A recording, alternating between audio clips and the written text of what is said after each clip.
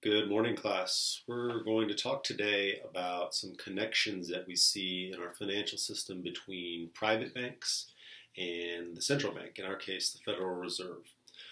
So you want to be clear on these connections. And another big takeaway from this little mini video is to recognize that every single time private banks make loans to someone, it has the impact of increasing the money supply, which is kind of a counterintuitive thing.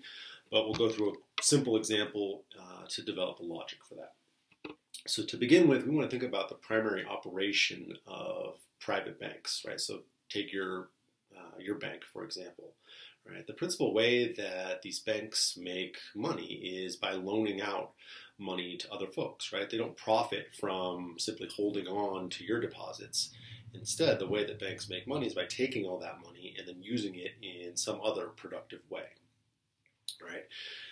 Another name for this is that we have a fractional reserve banking system. Just the idea that private banks keep a percentage of their total deposits while lending out the rest. And in some cases, a lot of the total deposits end up getting lent. One of the things you'll see is that it's up to the Federal Reserve to decide how much of a bank's total deposits they have to keep on hand or keep deposited at the Fed, versus how much of their deposits they're allowed to lend out. Right? This is something called the required reserve ratio. Right? And so the way this will work is that a bank will get deposits from someone, and then those deposits will be divided, total deposits then are divided between required reserves, right? That's the share of total deposits that they're obligated to keep, and excess reserves, which they are free to do whatever they want with, right? And in fact, they lend that money out. So you want to be clear on that relationship that total reserves are simply the sum of required reserves and excess reserves. All right. How then does making a loan increase the money supply? Well, let's go through just a really simple example.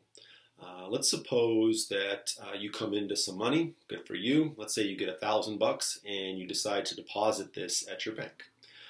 Furthermore, for our example, let's assume that the Fed has set this required reserve ratio at just 5%.